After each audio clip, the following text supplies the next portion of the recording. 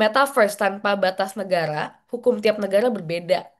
Jadi gimana sih kalau arbitration dan mediasi bisa jadi jembatan keadilan tanpa ada benturan yurisdiksi?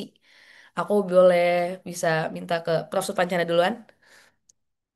Ya, eh, iya, persoalan yurisdiksi ini persoalan yang memang selalu muncul, ya, baik di dunia nyata dan sekarang juga muncul di dunia maya. Ya, misalnya kita bicara jurisdiction dalam konsep hukum internasional itu ada yang disebut dengan territorial jurisdiction, ada yang disebut dengan personal jurisdiction. Personal jurisdiction juga ada active personal jurisdiction, ada passive personal jurisdiction, dan ada subject matter jurisdiction. Jadi jurisdiction ini adalah salah satu persoalan yang penting. Tetapi kalau kita cermati, itu beberapa instrumen internasional yang tadi juga disebut oleh Pak Sam, misalnya New York Convention on Recognition and Enforcement of Foreign Arbitral Award, kemudian juga Exit Convention, misalnya International Center for Settlement of Investment Dispute Convention, kemudian ada UNCITRAL ya dan lain sebagainya. Mereka sebetulnya eh, sudah menyinggung isu-isu yang terkait dengan persoalan jurisdiction. Ya, misalnya Exit Convention mengatakan bahwa kalau terjadi sengketa penanaman modal hanya bisa dibahas oleh exit apabila ya, pertama itu sengketa investasi, yang kedua itu sengketa hukum, yang ketiga dua pihak itu negaranya adalah contracting parties to the Exit Convention dan lain sebagainya. Jadi itu.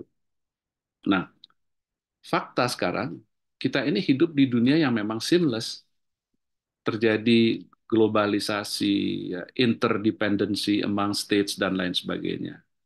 Jadi kita tentu membutuhkan satu solusi yang terkait dengan persoalan jurisdiction, ya. Dan solusi itu bisa melalui pendekatan yang sifatnya global approach, bisa regional approach, bisa juga national approach. Dari situ kemudian kita mengambil semacam apa yang disebut dengan apa ya common elements atau best practices, common practices itu menjadi dasar, ya.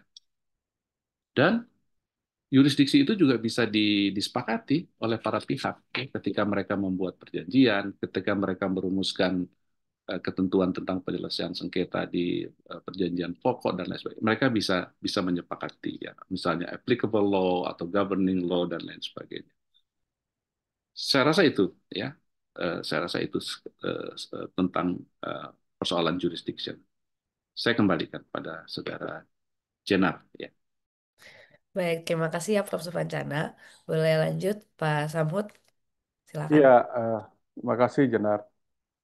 Oke, dunia metaverse itu tidak ada aturan hukum. Dunia metaverse itu orangnya tidak nyata.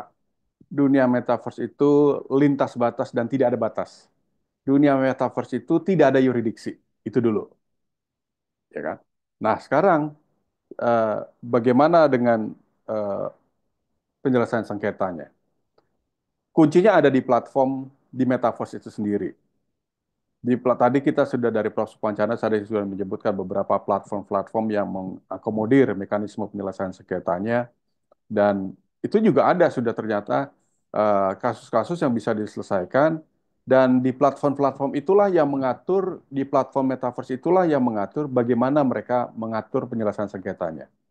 Nah, contoh di platform itu tadi seperti saya sampaikan di arbitrase blockchain itu tadi itu sudah bisa ditentukan ketentuan di platformnya bagaimana mereka mau menyelesaikannya sengketanya melalui arbitrase sehingga para pihak yang bersengketa tinggal mereka menyetujui saja si avatar-avatar ini nih, si avatar-avatar ini nih, dia yang akan menyetujui akan ikut di dalam melalui platform ini atau tidak.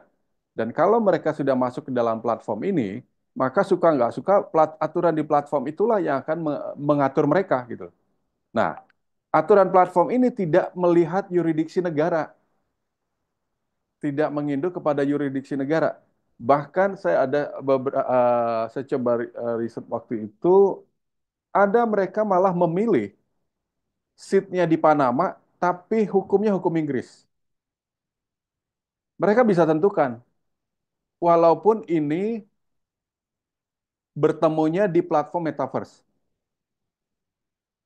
Mereka bertemu di platform metaverse, tapi mereka sepakat untuk menyelesaikannya di seatnya di Panama, hukumnya hukum Inggris. Nah, berarti artinya apa? Dunia metaverse dibawa ke dalam dunia nyata. Ya kan? Bisa nggak itu dilaksanakan? Tadi pintu masuknya ada New York Convention tadi. New York Convention inilah yang memberi ruang bentuk penyelesaian sengketa melalui arbitrase sepanjang negara itu meratifikasi, maka itu bisa dilakukan pelaksanaan eksekusinya juga. Nah, tinggal masalahnya adalah apakah pertanyaan berikutnya adalah apakah arbitrase yang ada blockchain arbitrase itu termasuk Foreign Arbitral Award enggak? Itu dulu.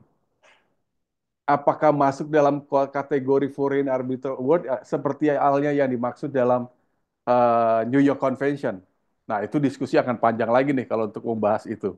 Itu Kak. Karena kenapa? Kalau kita membandingkan dengan konsepnya arbiter award, itu jelas ada seatnya, ada arbiternya, ada hasilnya seperti apa, udah ada. Tapi kalau di arbitrasi blockchain ini, tadi seperti saya sampaikan, mereka nggak bisa nunjuk juri. Jurinya dia secara acak. Jurinya dia tentukan secara acak dan itu bisa ketemu dengan sistem sendiri. Seperti yang tadi saya katakan jual beli, ketika ketemu kehendak penjual dan pembeli, sistemnya langsung menjalankan transaksi itu. Nah, jadi bisa diselesaikan sengketa metaverse itu melalui mekanisme metaverse juga bisa, tetapi bisa juga sengketa metaverse itu diselesaikan melalui dunia nyata juga bisa. Sehingga itu tergantung dari apa yang terjadi di dalam metaverse itu sendiri. Pembicaraan atau komunikasi di dalam metaverse itu sendiri. Demikian, Jenar. Terima kasih. Terima kasih Pak Samhut, terima kasih dari Pak Prof. Supancana. Kalau yang aku dapat nih ya, ringkasan dikit. Berarti sebenarnya kalau yang tadi Bapak bilang kan si blockchain ini, Pak Samhut bilang blockchain ini sebenarnya tuh karena ngacak itu sesuai algoritma aja nggak sih, sama kayak kalau penjual belian itu kan kayak oh saya nyari barang ini algoritmnya ngasih lihat tuh. Jadi kayak kita nggak bisa milih. Tapi misalkan ada pihak yang rasa terugikan atau ini nggak sesuai sama saya nih, dia bisa langsung keluar saat tiba-tiba ada lagi yang random lagi tuh apa untuk menyelesaikannya. Oke, oke.